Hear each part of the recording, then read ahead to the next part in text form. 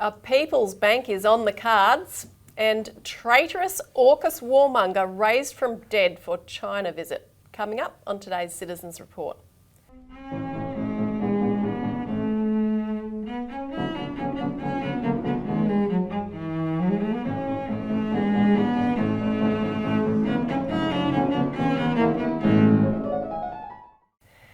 Welcome to the Citizens Report for the 20th of June 2024. I'm Elisa Barwick. Joining me today is Citizens Party leader Craig Isherwood. Welcome, Craig. Yeah, thanks, Elisa. Good to be here. Yep, and on today's show we are going to be having a most interesting discussion because various voices, all kinds that you wouldn't expect necessarily, are coming around to our idea of the necessity for a People's Post Office Bank.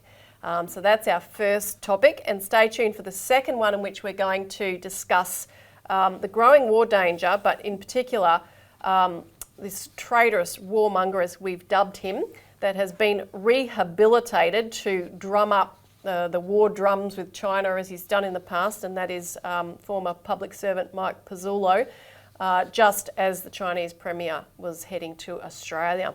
So very important to stay tuned for that. Now, help us get this video around by hitting the like button, making a comment below, sharing it on social media, letting other people know about the channel and about our party and everything that we're doing. And of course, you can support us by finding the link to the donate button to go to our website, and you can subscribe to our publication, the Weekly Australian Alert Service, in which all the backup material and info can be found. And we thank everyone for their ongoing support, and particularly for all their political activity that has led to what we're about to talk about in this first segment. A People's Bank is on the cards. Yeah, Lisa, we're also holding a series of forums around the country, Shake Your Chains. There's 12 of them planned, and we've held 6, over 500 people. But by the time we get to the next one this weekend in Perth, which is obviously too late for the show, but by the time we have the one in Perth, it'll be well over, nearly close to 600 people have attended these forums. And it gives people an opportunity to, well, first of all, meet us face to face in full-on 3D.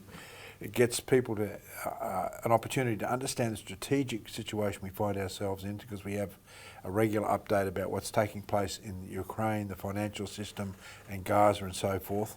And then we make presentations that most people won't hear about in terms of our history. I never get a chance to talk about where we've come from, why we are who we are, why we've developed the organisation the way we have.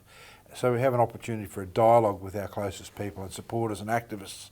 So, I mean, if people are interested in finding out more about that and want to come to one of these forums, we have one coming up in PENRITH on the 7th of July. We have another one coming up in Newcastle on the 4th of August. We've got them coming up in Darwin, Adelaide and in Launceston. So people can have a look on the screen now, I suppose. And, we'll have the information in the box below. Otherwise, you can call us if you're watching on channel 31. And the donations to these are not cheap events to run, because we were travelling. We could stay overnight.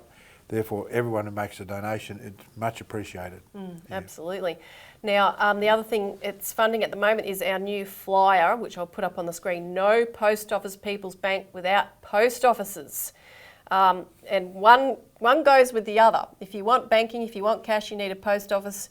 If you want a post office, you've got to give them the ability to serve your cash, your banking needs and so forth, which is why we're proposing to make it a bank, a government People's Bank. Have a bank for Australians, of, by and for Australians, and that is coming really, really close.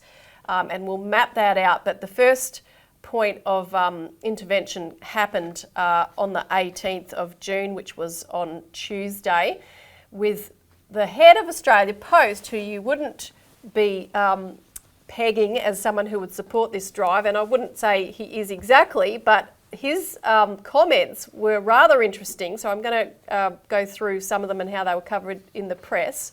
Paul Graham, of course, the CEO of Australia Post, who replaced Christine Holgate, and of course he has not had the intention to do what she wanted to do, which is for Australia Post to provide more services, including banking services, and of course she got the big banks to pay for to pay adequately for the services that the post office was providing for them as they were shutting down branches hand over fist, and of course that has done nothing but escalate.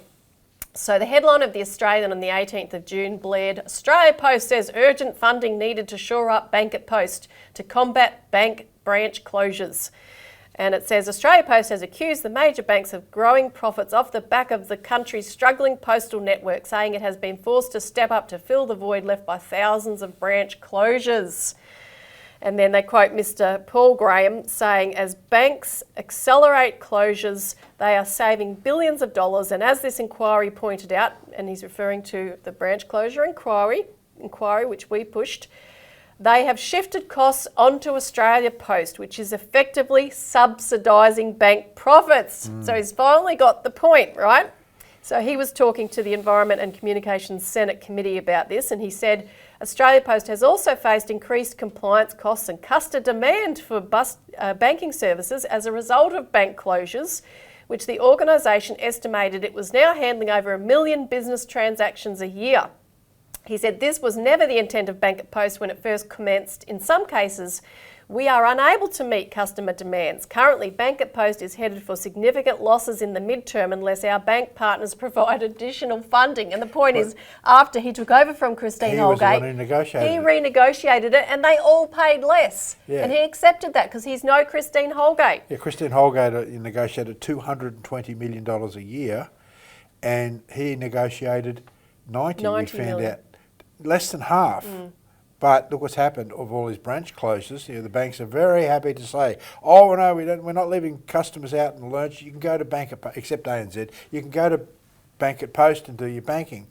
What they don't tell you is that the same staff that are there to do the postal work are now becoming, in a sense, de facto bank tellers, almost free of charge. You know, lesser charge than before.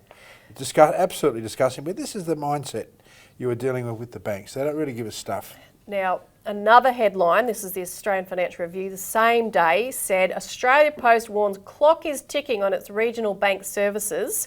And it starts out saying, Australia Post Chief Executive Paul Graham hopes to strike a deal with banks which would increase funding for post offices that provide more banking services in regional Australia within 3 months as more lenders close branches outside cities. But Mr. Graham says its costs are rising as more branches are closed and it lacks funding to invest in new security infrastructure. The clock is ticking, he said. I would be hopeful of being able to reach a conclusion, hopefully positive, within the coming 60 to 90 days. We want to ensure we have a framework that is sustainable for the long term. Well, this is exactly what we had been harping on about, and all that time when the regional bank task force inquiry was going on, where the banks were a part of that task force, and they basically gave a green light for the regional banks to keep closing for years. We've been saying, look, keep doing this and you risk everything. You can't put it all on Australia Post. You're closing down small communities and towns across the country, and what's that going to do to the economy with everything else, as well as access to cash and all of those things. Yep. Now, I want to remind people the recommendations of this recent inquiry, which is the first of, there's been many, many inquiries into regional banking. This is the first one that's actually taken it seriously and delivered a serious list of recommendations. So remember, they said banking must be made an essential service. Reasonable access to cash must be guaranteed. They commissioned an expert, or they want to get the government to commission an expert panel to investigate the feasibility of establishing a publicly owned bank, which is the number one recommendation in our mind, with options including doing it through the post office. A mandatory code of conduct for the big banks, empowering bank regulators to enforce that code and stop branch closures, and making it easier for customers to change banks, making big banks help fund the establishment of community banks. We're requiring all banks to utilise and pay adequately for Bank at Post. So there you go, Mr. Graham. And cooperation to keep regional banking services alive, even if it requires breaching competition laws. So these were, far-going recommendations that basically throw neoliberalism out the back door. And even people like Paul Graham are coming to the party on this, whether they like it or not, because it is reality. This is what we need if we want to survive as a country. Yep. And look, he's responsible as the CEO for Australia Post. He's on a big, big wage, of course. He's got to actually make sure that Bank at Post works, because he's obviously getting it in the neck from all the different aspects, particularly the licensed post offices and the normal post office. I mean, and you know, it's like most politicians, they don't tend to act until they've got a fire lit under their arse. No, exactly. And that's what's going on here. Now, the other, when you really know it's a turning point in a campaign when everyone starts to claim credit for it. And that's the other reason why I put the headline I did of this show, that this is on the cards now. On Wednesday, I think it was, 3AW, or maybe, it must have been Wednesday or Tuesday maybe, but 3AW, which is the biggest radio station in the country, ran a full show in the morning after they got this news about Paul Graham. So it was Tuesday. So they heard what he had to say, and they immediately contacted Robbie Barwick from the ACP to do an interview. If you want to know anything about postal banking, you call the ACP. That's what the word is now. Yeah, for sure. Now, they didn't end up interviewing him because instead they got on the show the head of the Licensed Post Office Group, Angela Cramp, which is exactly the perfect person to have on there.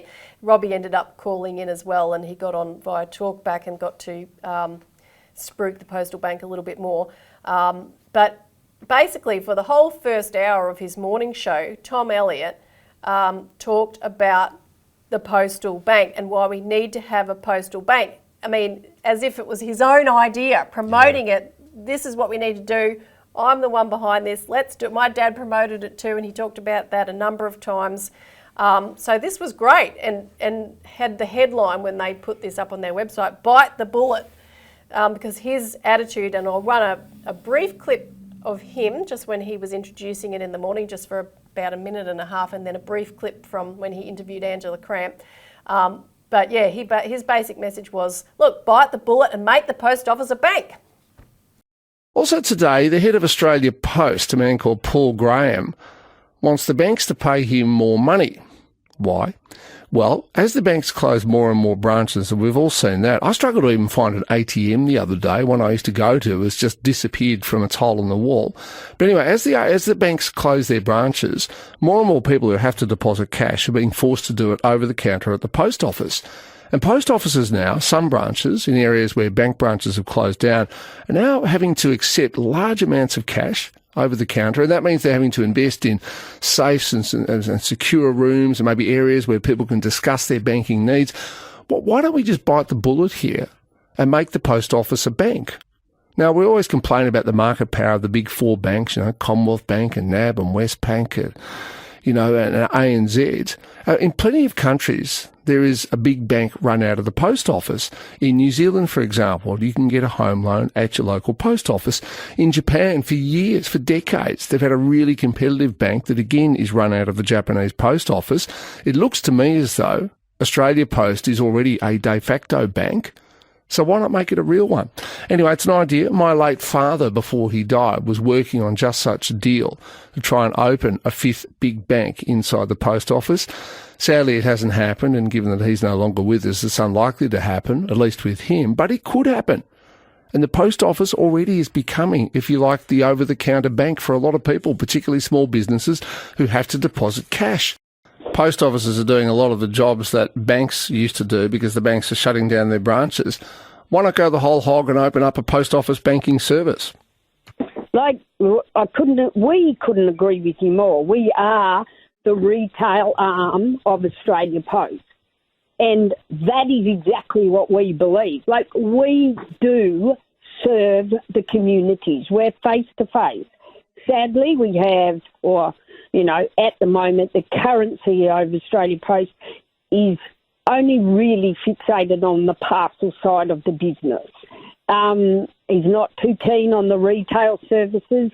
It is expensive serving customers, and the banks obviously are not all that interested in retail customers themselves. So we're the political football that everyone is trying to pass off. But communities need face-to-face services. We should be. The retail arm of Australia Post should be the post office, and it should be the community's post office, and we should be Australia's front counter for everybody.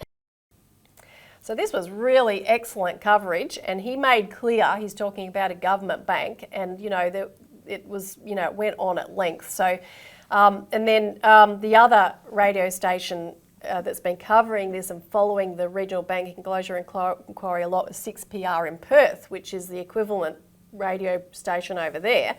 And Ollie Peterson, the host who has come to interview Robbie several times now, is another person who takes credit and ownership of the post office bank idea. He's been promoting it too. So look, in our opinion, the more the people that take ownership of it, the better, because that means they'll fight for it with a passion. And that's what we want.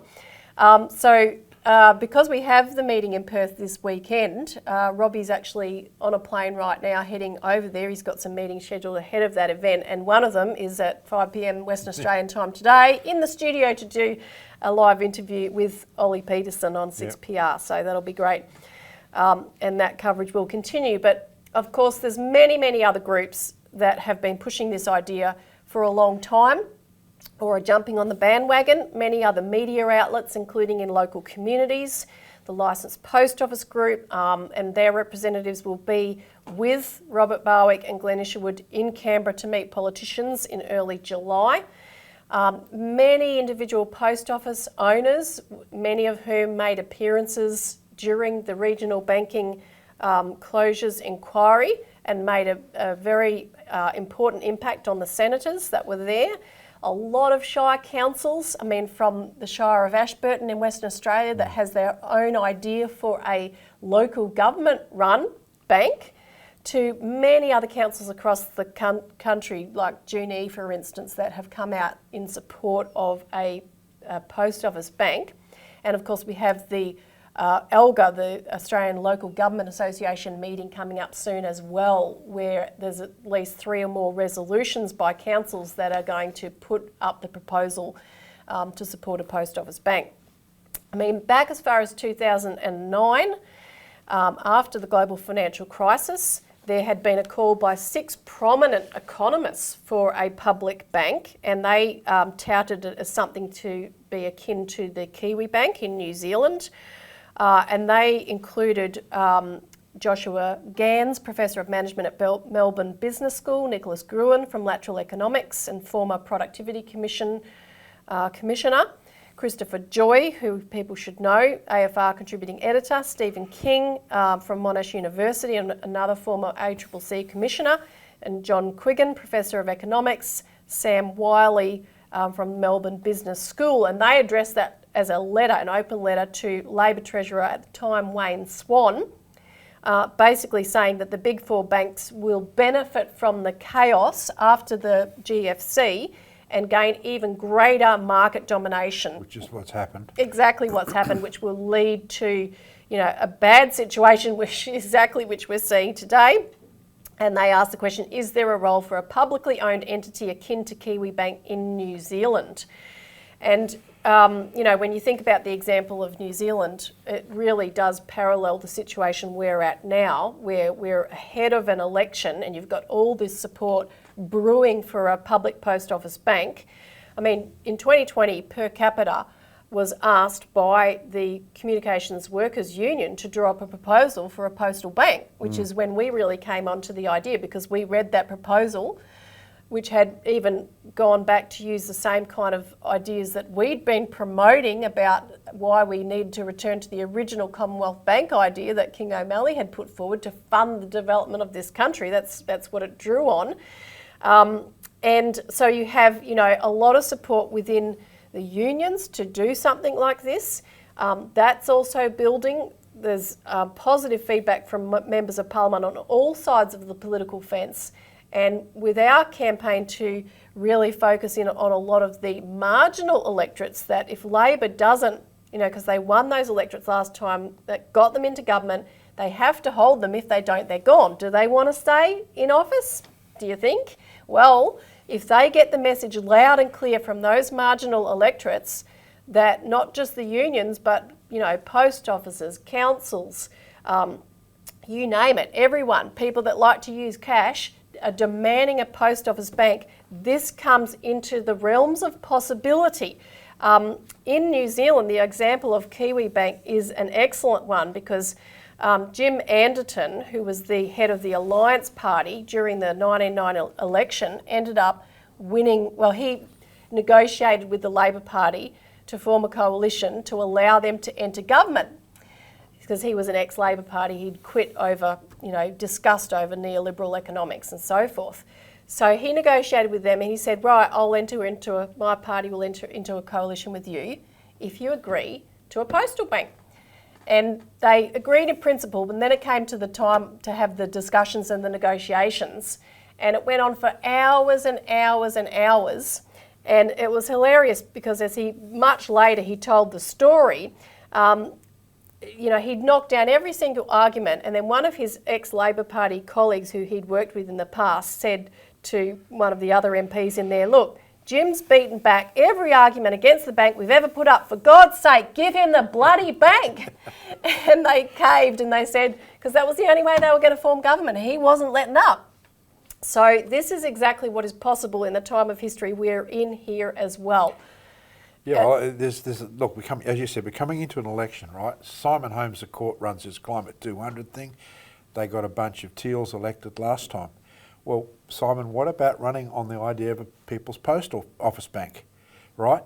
Take that to the election. That's a very popular. And then what will happen is if he starts campaigning on that, Albanese is more likely to say, "Oh, I think we should take this up." Why? It's because it's politically expedient. Don't think somehow it's also good for the country, but don't worry about that. Expediency comes first. I mean, what Jim Anderton was going for passionately was the general interest in the welfare of the country, putting a bank in position for the benefit of the people. And the people saw that, right? It wasn't just a political expedient thing to do. It was necessary. He was out on the street with placards. This is what people are responding to now. All these different groups are saying, we desperately need this. So we just have to see what IQs we've got in the politics, in the Albanese government to finally say, oh, maybe it's a good idea to go with a postal bank, Yeah, no, exactly. Maybe it's just a good idea. Maybe it's necessary. Well, if Paul Graham can start to inch towards it. Well, that's the point. I mean, but the big lever here was this committee inquiry, and just by contrast, I mean, look at the inquiry on PwC just reported. And the result is a contrast because it was an excellent inquiry. All the parties participated in revealing an absolute mammoth nest of corruption between the big four auditors.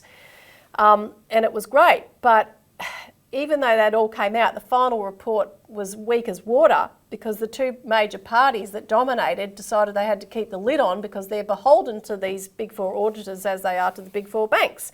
And so even though the Greens put forward an excellent dissenting report or additional comments, they didn't have the same participation like we did with the hearing process that we drove and getting the witnesses and staying on top of it and not letting up. Again, like Jim Anderton, never letting up. So, and we're still not letting up. We are going to get these recommendations and get them in the Parliament. So here's what you can do to help. The flyer that we put up at the beginning of the call, take it, download it and print off copies, or call us and we'll send you multiple copies, because we want you to go into your post office and ask if you can leave a bunch of them on the counter, which they'll most likely be very happy for.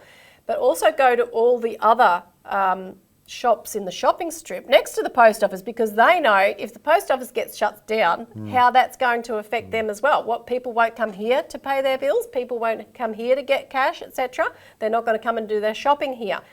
Now, while you're at the post office, sign their petition if they've got it out, because they have a petition going around demanding that the House of Representatives allow them to increase the services they have on offer, including banking as one of them, because they can't survive without it. And you can also sign, we'll put the link below, the same petition on change.org if you can't make it down to the post office. And while you're at it, organise anyone else and everyone else about the necessity for this, from your local council to your local politician, and urge your politician in an email, a phone call or a meeting to meet with us when we're in Canberra with the representatives of the Licensed Post Office Group in early July. Now, one more thing before we go to our next topic, which is just a slight diversion, but it's related because as we talk about with our suite of banking policies, a post office bank is one element of returning to full national banking, where the government has control of national credit to fund the development of the nation. And one such project, which would be great to get initiated urgently and should have been done long ago, is Project Iron Boomerang, which we've promoted on the show, and you can get the full detail on a interview that Glenn Isherwood did on Citizens Insight, which we can provide the link for.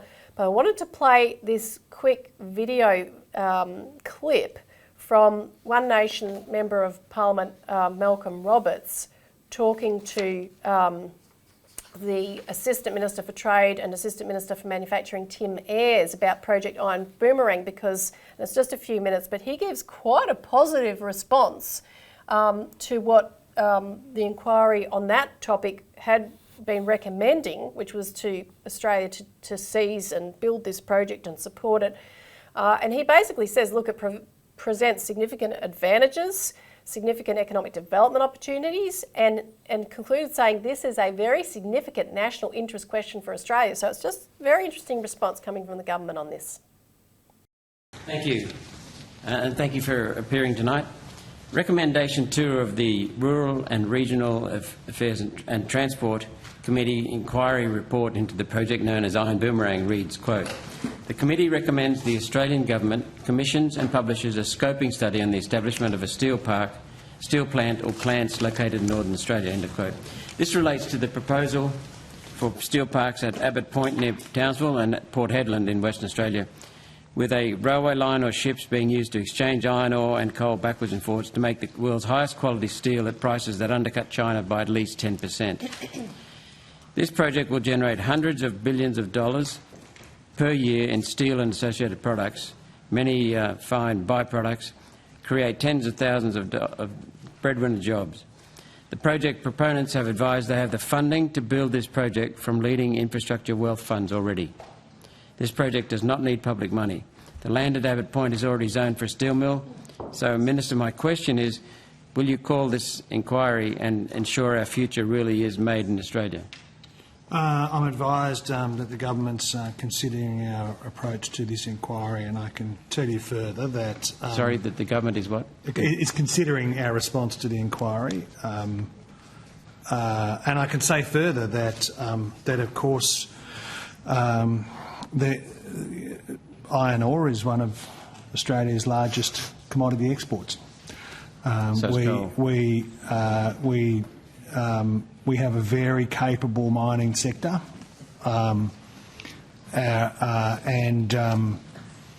we also have in adjacent to our mining sector vast solar and wind reserves. There is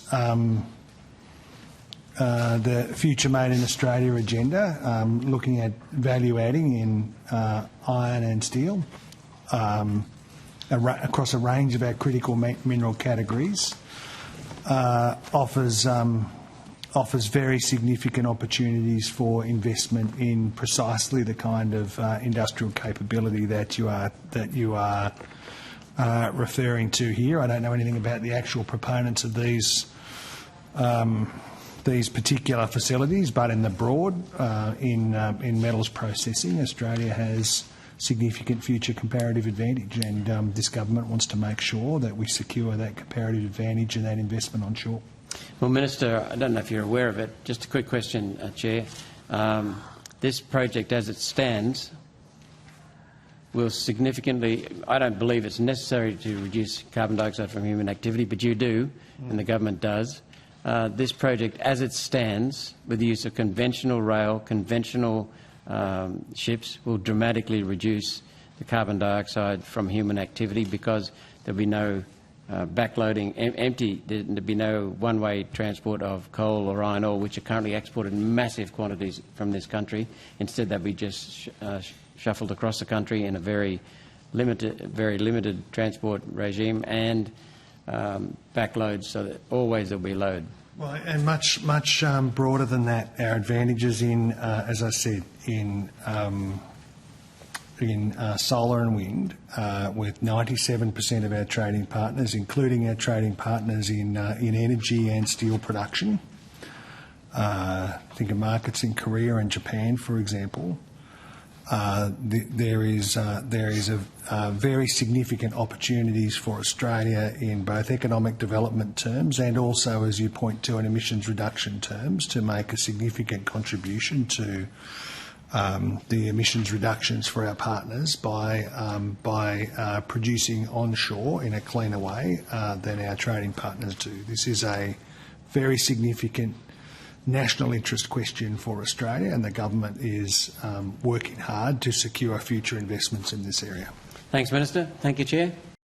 Yeah, Lisa, this is absolutely the most important project for the north of Australia. It's going to bring together our own raw materials, value add to that.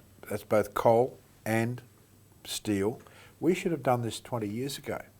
But the policies of neoliberalism, right, they want to outsource everything for the highest, this idea of comparative advantage and all these sorts of policies. It means that our sovereignty, to have economic sovereignty to develop these sorts of projects, has been stifled.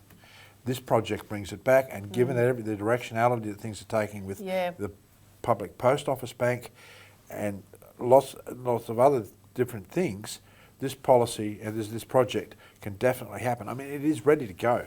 Yeah, no, exactly. So it's a part of that optimistic picture. And by contrast, we want to talk in our next segment about something slightly less optimistic, but which, we can counter with this campaign we're running.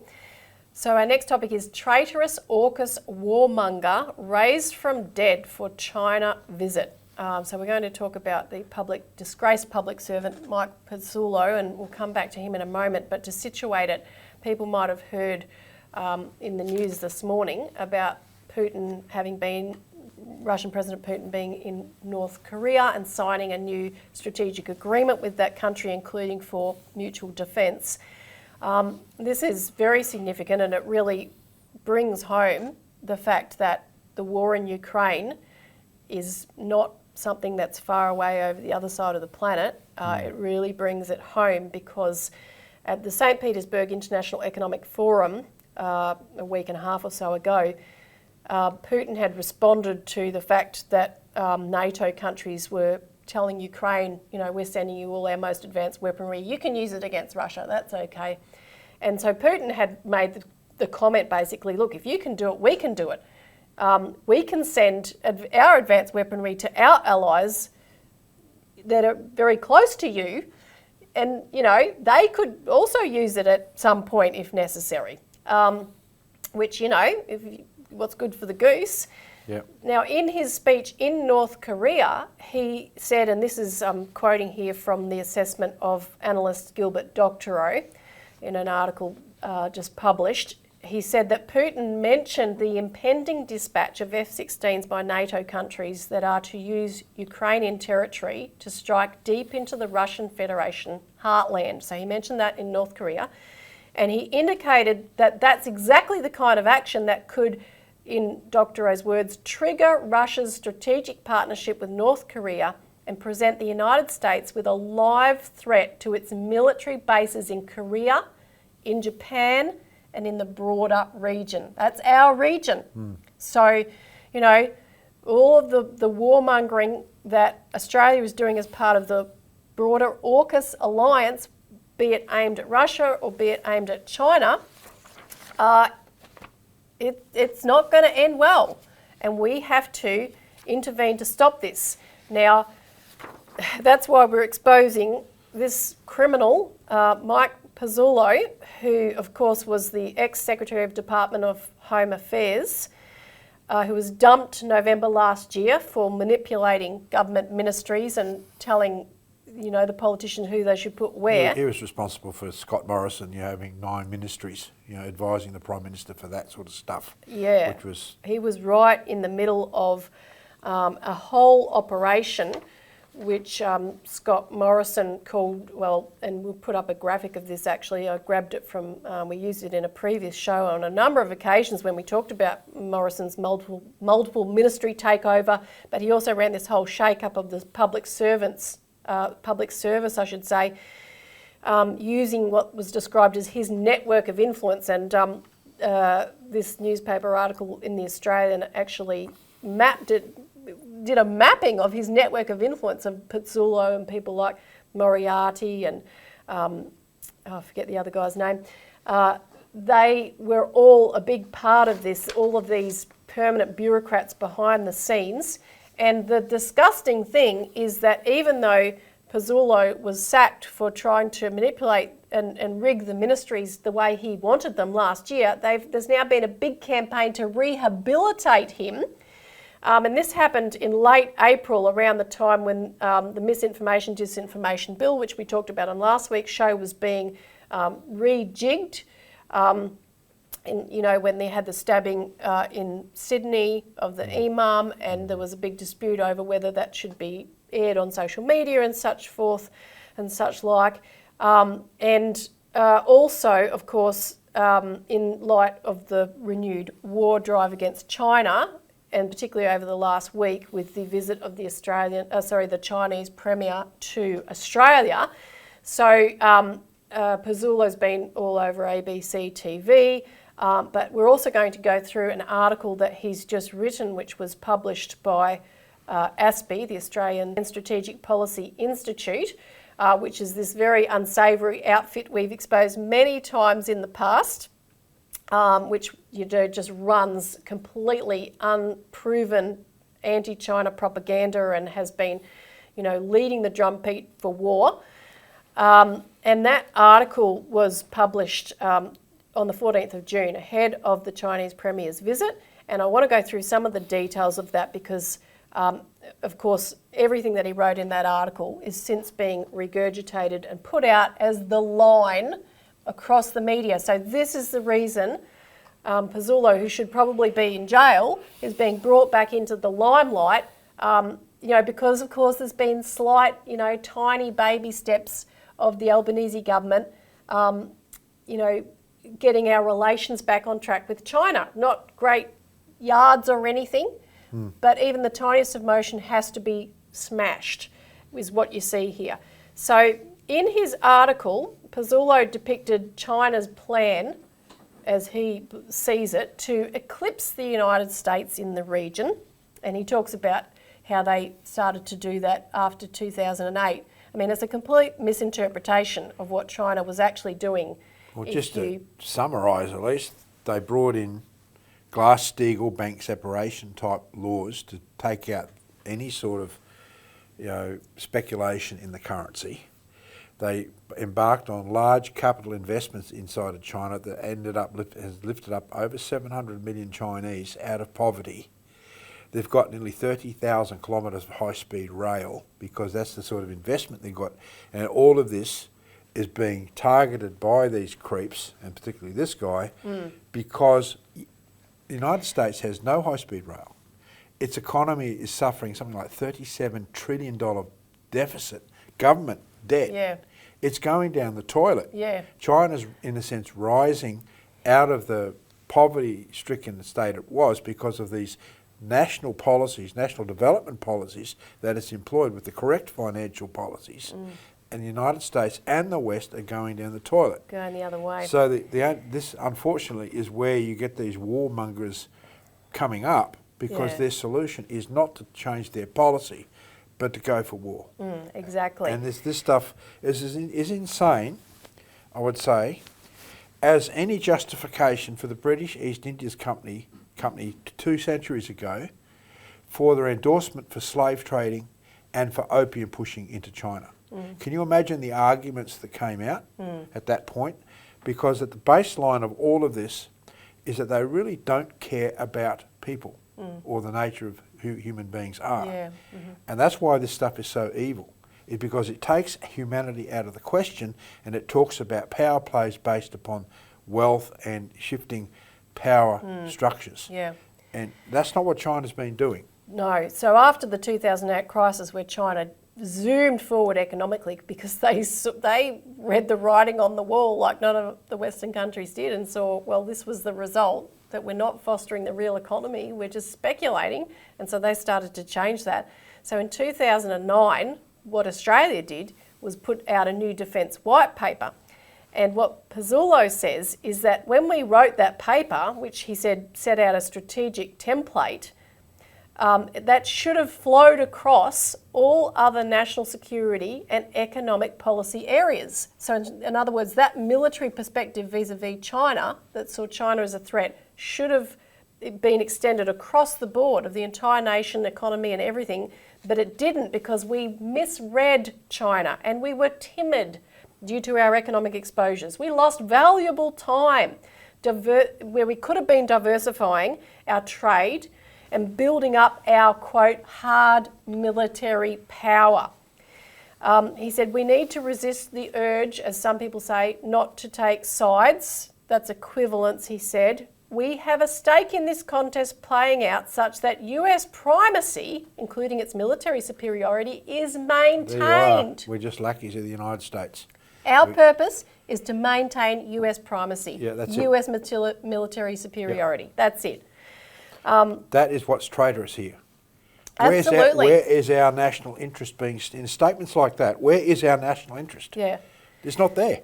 They would argue that it's because we have to be reliant on the United States for our own security. Right, this is what Malcolm Fraser talked about in terms of our dangerous allies. This is twisting the reality that here you have our China, our largest trading partner, right, that has not shown any aggression towards us whatsoever. In fact, resisted it, this AUKUS stuff in the recent period. And this guy wants to have war. This is a warmonger pushing us to war. Absolutely. So you better start getting to the idea of national service, mum and dad, for your kids, because this is where this guy is pushing. Yep. And then he goes on, he talks about how our policy appears. So, you know, because he's basically saying in all of this that Elbow's wishy-washy on China. And quite frankly, that's the best we can say about Elbow too. He is wishy-washy on China, but that's better than being hawkish. Alicia, he's wishy-washy on everything. Oh, yeah. So not just China. That's right. So, you know, Pezzullo says, okay, that's how our policy appears. But then he says this, which is interesting. Our actual grand strategy is being conducted, thankfully, at variance with our declared policy through our contributing to the building of a US-centred system of integrated deterrence in the Indo-Pacific, the hardening of Australia as a bastion for allied warfighting operations, and the continuing integration of certain strategic functions undertaken on Australian territory into global US warfighting systems. And that's basically the, you know, permanent bureaucracy of people like him that keep working through AUKUS, and the military-industrial complex, you know, keeps churning along regardless of what government's in power, that, you know, make sure that Australia's alliance is rock solid right behind the USA, you know, with complexes like Pine Gap that operate how they do, that, you know, at times in our history, Australian prime ministers haven't even been aware of what was going on there, right? And in last week's show, we talked about, you know, the military build-up that's being done in this country, where we're producing vital components for fighter jets to drop bombs on Gaza and such like. We've got the AUKUS military basing arrangements. We've got Australia having been co-opted as a domestic source as part of the US Defence Production Act. All those things are humming along in the background. But he still wants more. He says we need an integrated national strategy to deal with the China challenge across agencies. And this reminds me of the so-called fusion doctrine that we accuse China of doing, like in the case of Daniel Duggan, who was supposedly training Chinese military pilots, which is why he's in jail at the moment. You know, he said, I was training civilian pilots, but, the Americans say, oh, no, there's no such thing as a civilian pilot. Dual use. Yeah, civilian in China is military in China. Well, because they say the military permeates everything. Well, that's exactly what Pezzullo's basically proposing here. He promotes the security and military build-up around new AUKUS arrangements, new AUKUS technologies. He talks about the economic benefits of that. And then he says to devise such a strategy, and this is where it does get interesting in terms of his revival, to devise such a strategy, government structures will need to be redesigned, a dedicated policy planning staff will be required to devise the national strategy that is described above. Oh, I wonder who could possibly run such a new kind of a agency and a strategy. Who could possibly do that? Well, when you think back, because Pizzulo started off in defence. I mean, he's been over 30 years throughout various ministries. I mean, he ran all of the targeting of asylum seekers with home affairs and immigration services and so forth. In fact, the Home Affairs super ministry that Turnbull ultimately brought in, Pizzulo had been fighting for it behind the scenes for probably a decade or more prior to Turnbull coming into office. It was modelled on the UK Home Office, and the idea was to allow Home Affairs, to preside over all federal security, intelligence and law enforcement agencies, this kind of top-down role in which, in terms of intelligence, Pizzulo's also worked very closely with the Five Eyes networks to advocate for what he calls a transnational model of security. It basically means all of our security arrangements have to be globalised through the Five Eyes, so we no longer have any sovereignty in that domain either, as well as the military domain, economic, etc. He goes on to say that, quite stunningly, the Prime Minister should announce all of this entire vision with a prime time address to the nation. Unbelievable. Of course, he'd love to be at the Prime Minister's side, announcing that. And on the occasion of the, he goes on to, this is the last bit of his article, he says, on the occasion of the visit by the Chinese Premier Li Qiang, the Australian government should set out basically our terms of engagement. And he lists 14 points, which probably is not coincidentally the same number of the so-called Chinese grievances where they listed 14, well, they were grievances, but they called them demands. Yeah. These were China's 14 demands. So it's probably not coincidence. But he talks about, what we would lay down the law on Taiwan, South China Sea, cyber weapons, Chinese interference, allegedly, and including this point where he says foreign think tanks such as the Australian Strategic Policy Institute, journalists and academics should be allowed to operate freely in China. Good luck with that. Yeah. As I said, that article is a major intervention, which then gets picked up by the everywhere. media that doesn't think too much about what's being said and Yeah. just promotes it innocently as a viewpoint, but plays into this propagation towards war. Yeah. And this is where the misinformation, disinformation bill comes in, because any voices that then speak up and say against that get silenced, because official media outlets and the government is not affected by that law. It's our organisation and so forth that would be. So the risk, there's a discussion that we're having today, an open discussion, would be banned under disinformation and misinformation because you're criticising the government. Yeah. And that's this is fascism. Well, the extension of it we talked about on the show last week. Watch it if you haven't seen it, because when you then get into the actual war front and you're actually in war, it's no longer just you get black banned from media or social media, but you get put on hit lists. Yep. And you get called an information terrorist, and assassination is fair game. The most democratic country in the world now is Ukraine, apparently. It's banned all opposition parties, it's banned all opposition media. Well, they cancelled Right? elections cancelled for the foreseeable future. And this is the model democratic country. Yeah, And we've got to defend them, This is the insanity of the process. And it gets bad, Elisa, when they have a discussion with our cleaner. And she says, Craig, why is everything going so bad? And then when the cleaner, our cleaner comes in and says that, he says, well, now you're starting to see just how bad this, and it all comes back to neoliberalism. It comes back to the policy shift 40 years ago, where you took out the idea that government had a responsibility to provide services to the people. The government had a legitimate role. The intention of the think tank like Mont Pelerin Society that ran this neoliberal agenda into this country, and you've done a lot of work on it, and you've got a pamphlet called Austerity that people should call into, This is the sort of stuff that people need to know, particularly policymakers, and we know that some of the senators have read it, which have really appreciated and enlightened them. But you have to understand what is the policy, the philosophy underneath neoliberalism that is destroying everything. And it comes down basically as you're reducing people from being citizens to customers, and you're removing the idea of a public service, not this Bazzulo type public service where you serve the people, but they become, the agents of government become servants towards corporate power, whether that be banks or private corporations or whatever. So the shift is from citizens to customers, and then from public service to being tools of basically corporatism. And that's the shift that we've seen, and that's what people are reacting to.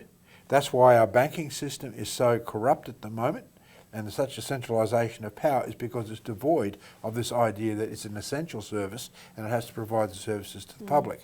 That is why we're getting reaction, and it's why, the need for a public post office bank and a national bank is so crucial, because we're not talking about this stagnant, putrid model we've had for 40 years. We're talking about going back to a model that is serving the common welfare of all Australians and the common good. Completely different and idea to what we've seen in the last 40 years. Even though the politicians talk about it, if you adopt neoliberal policies, you've already negated what you actually believe.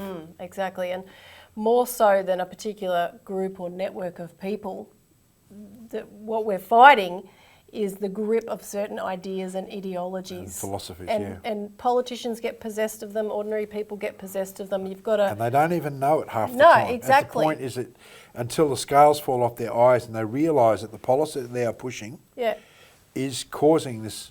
I find it amazing, some of the senators that went to that were on the recent Senate committee, sort of a bit shocked. Because they attended the Senate hearing and they heard the people speak about what was being done to them by the closure of regional bank branches, they were actually shocked. And so that's the sort of process that the leadership has to go through, if they're honest. And they said, look, and they're there for the right reasons. And I believe Matt Canavan does need and congratulations for his work on the Senate committee that brought about this incredible report, because he was moved by the hundreds and hundreds of people that testified. And if you're a decent politician that's not just in there for your own benefit, then you'll react accordingly. Now, he's got all sorts of other different pressures on him, of course, but to get that response in that report was an absolute major breakthrough. No, it's a battle of ideas, so take these ideas and run with them. Get more information to back yourself up when you're going out into the political arena. But take this flyer, and I forgot to mention it before. I wanted to put up we did a map when we, a while ago, we wanted to get flyers into every post office when we were just starting out on this campaign, and we put little pins on the map to show everywhere where ACP supporters and activists took the flyer. And you see how we can surround the politicians in this way, right? Get the people organising around real ideas, taking that on with their politicians, because we've got to dislodge these bad ideas from their brains and win with the good ones. So get your flyer, download it and take it to your post office and join the many people portrayed on that map there and make it 10 times bigger. So that's the show for this week. Thanks, Craig. Yeah, thanks, Elisa. Thanks for tuning in, and see you again next week.